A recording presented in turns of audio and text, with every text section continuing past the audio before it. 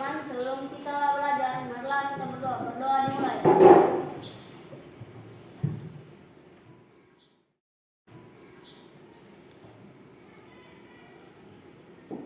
Berdoa selesai. Oke, terima kasih Ketua kelas yang telah memimpin berdoa. Oke, tadi pagi sudah sarapan? Sudah, Bu. Sudah siap untuk belajar? Sudah, Bu. Oke, sekarang lihat kanan kirinya. Apakah ada di antara teman kalian yang tidak hadir hari ini? Ada tidak? Hadir semua ya? Oke, pertahankan kehadirannya. Rajin ke sekolah, rajin kerjakan tugas. Oke, sebelum belajar lagi, Bu ingin cek pakaian kalian. Rapikan dulu pakaiannya, dasinya dirapikan, perbaiki dulu dasinya. Sudah rapi semua pakaiannya? Sudah?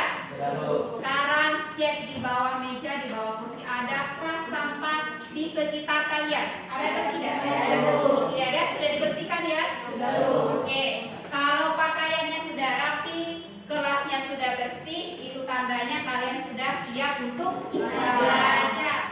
Oke, sekarang Ibu ingin tanya lagi ke kalian. Adakah yang masih ingat materi kita kemarin? Masih ingat? Masih. Siapa yang bisa jelaskan apa yang kita pelajari kemarin? Apa yang kita pelajari kemarin? Teks apa? Teks laporan hasil observasi. Teks laporan hasil observasi, betul sekali. Siapa yang bisa jelaskan pengertian teks laporan hasil observasi? Oke, silakan, Vera.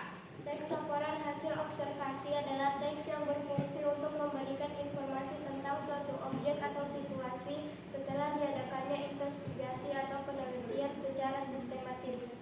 Ya, bagus sekali Vera. Jadi secara umum, secara garis besar, teks laporan hasil observasi itu adalah teks yang berisi hasil penelitian. Jadi sebelum kita membuat sebuah teks laporan hasil observasi, otomatis harus diadakan sebuah penelitian.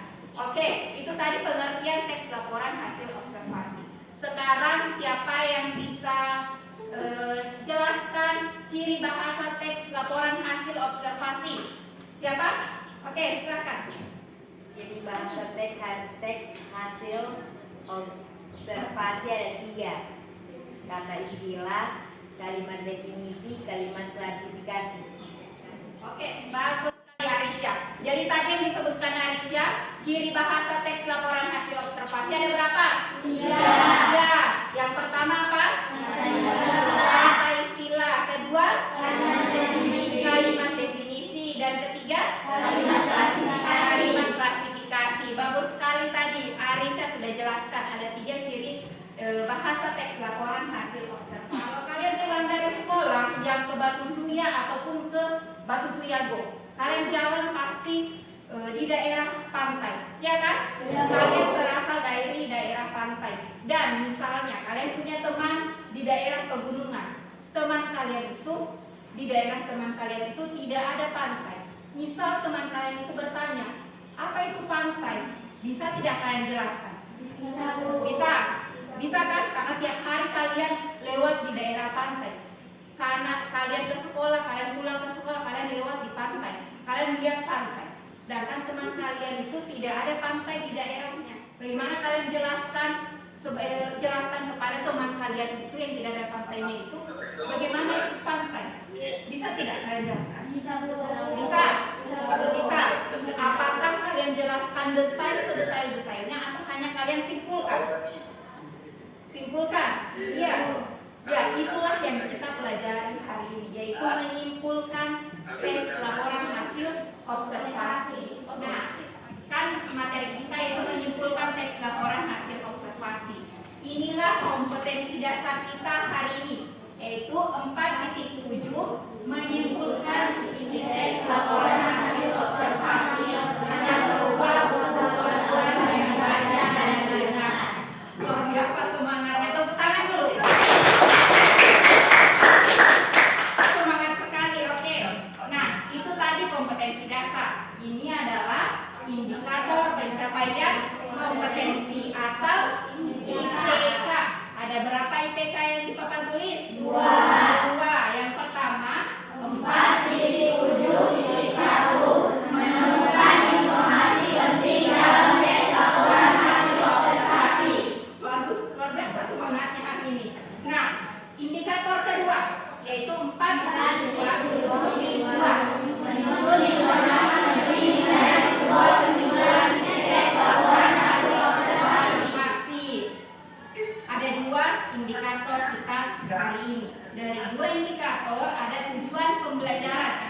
tujuan pembelajaran? Dua. Yang pertama, kalian Ananda sekalian itu dapat menemukan informasi penting dalam teks laporan hasil observasi. Dan tujuan pembelajaran kita yang kedua yaitu kalian dapat menyusun informasi penting menjadi sebuah kesimpulan isi teks laporan hasil observasi. Jadi setelah kita belajar hari ini, kalian Ananda sekalian dapat menemukan informasi penting. Yang pertama, setelah kalian menemukan informasi penting, kalian dapat menyimpulkan isi dari teks laporan hasil observasi. Sekarang Ibu siapkan sebuah video. Siap untuk nonton video? Siap, Bu. Oke. Sekarang perhatikan videonya ya. Harimau Sumatera atau Panthera tigris sumatrae adalah satu-satunya harimau yang tersisa di wilayah Indonesia. Mengingat harimau Jawa dan harimau Bali katanya sudah punah. Semoga harimau Sumatera tetap lestari di habitatnya. Harimau Sumatera saat ini jadi jenis harimau dengan ukuran paling kecil. Panjangnya di kisaran 2 meter, tingginya sekitar 80 cm, dan beratnya di kisaran 120 kg. Nah, itu tadi video yang telah Ibu siapkan untuk kalian. Kira-kira video tadi bercerita tentang apa? Apa? Harimau Sumatera. Harimau Sumatera. Betul sekali. Nah, sekarang siapkan lagi. Apa informasi yang Ananda dapatkan dalam video tersebut? Ada tidak informasi yang kalian dapatkan dari video tadi? Ada atau tidak? Ada. Nah, sekarang angkat tangan yang mendapatkan informasi dalam video tersebut. Angkat tangan. Siapa yang bisa? Oke, silakan. Vera. Harimau Sumatera adalah satu-satunya harimau yang tersisa di wilayah Indonesia.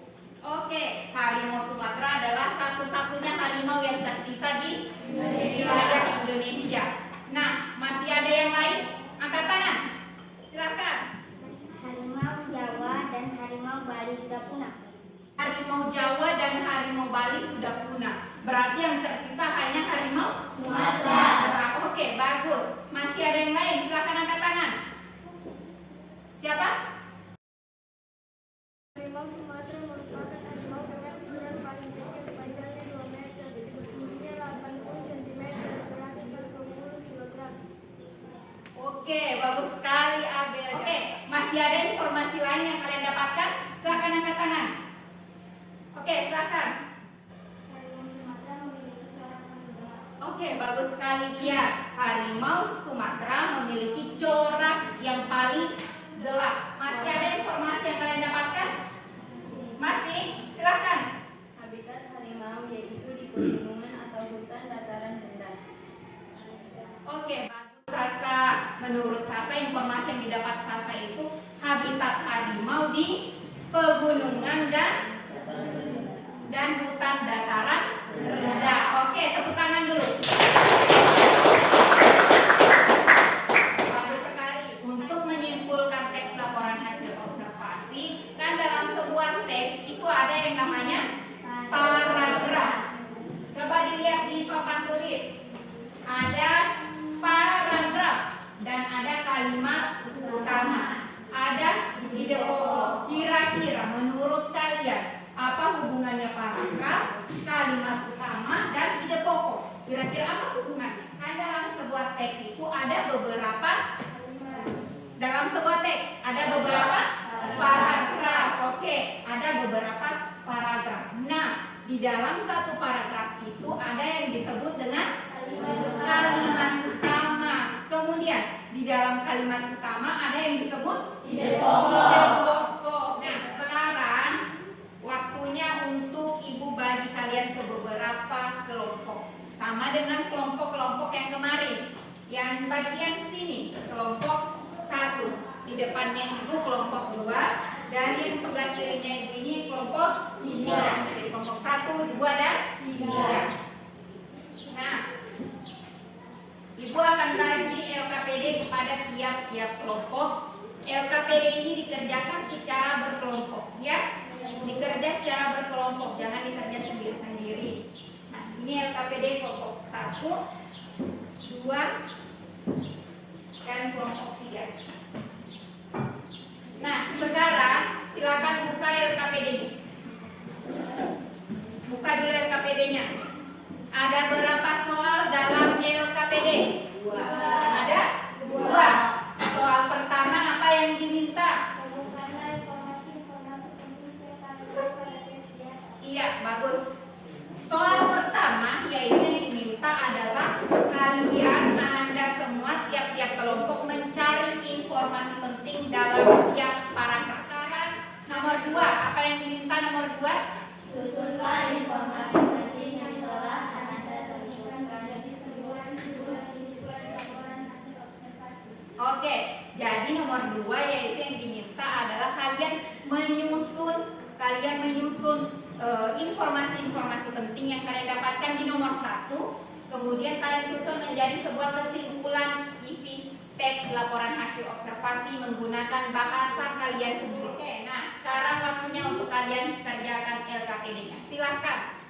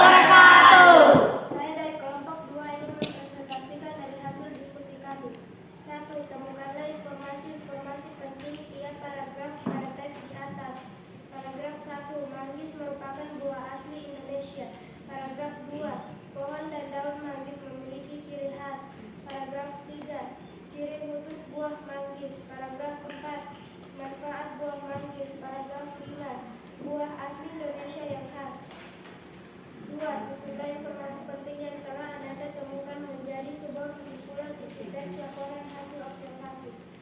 Manggis merupakan buah asli Indonesia yang masih berkerabat dengan kokam, asam kandis, dan asam gulugur.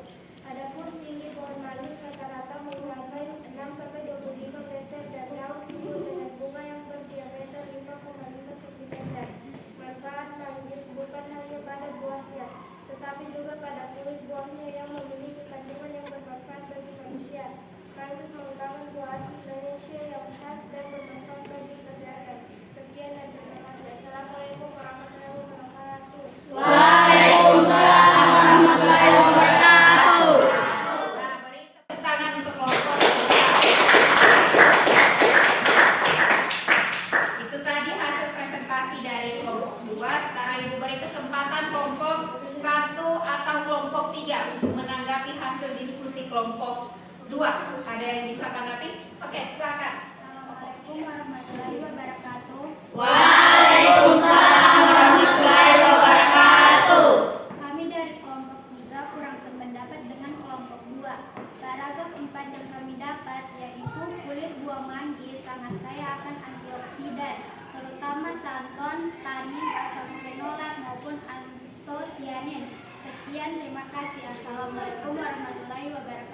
Waalaikumsalam warahmatullahi wabarakatuh. Oke, terima kasih kelompok 3 yang telah menanggapi hasil diskusi kelompok 2. 3 kelompok ini yang menjadi juara untuk hari ini yaitu kelompok 2. Beri tepuk tangan untuk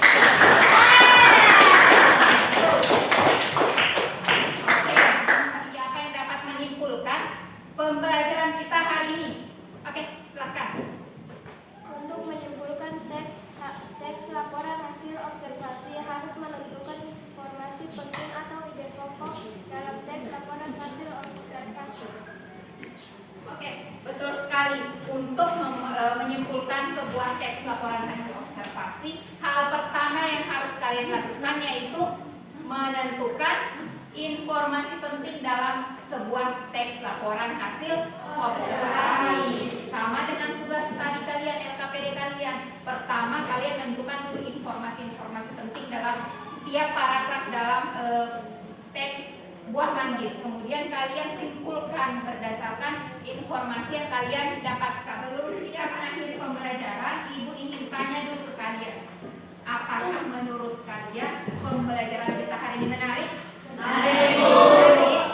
Pada bagian apa yang menarik? Nonton video, diskusi, presentasi, menanggapi. Masih ada? Apa? Saling tanya jawab. Iya, Bu. Oke, kalau begitu nanti insya Allah pertemuan selanjutnya Ibu akan carikan lagi video-video yang menarik untuk kalian. Pertemuan selanjutnya yang kita pelajari adalah struktur teks laporan hasil observasi. Gimana nih pada saat kalian pulang kalian baca-baca bukunya? Punya buku? Punya buku. Kalian bisa baca-baca bukunya mengenai struktur teks laporan hasil observasi. Oke, untuk mengakhiri pembelajaran kita hari ini, Ibu minta tolong lagi kepada ketua kelas untuk memimpin berdoa. Silahkan ketua kelas. Teman-teman, sebelum kita mengakhiri pembelajaran hari ini, marilah kita berdoa. Berdoa dimulai.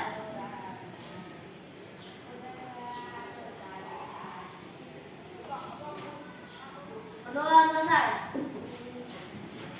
Terima kasih ketua kelas. Alhamdulillah pembelajaran kita hari ini sudah selesai. Terima kasih atas antusiasme kalian, terima kasih atas semangat kalian. Semoga semangat kalian ini tetap tumbuh seperti ini, bahkan lebih semangat lagi pada pertemuan-pertemuan selanjutnya. Oke, beri tepuk tangan untuk kalian.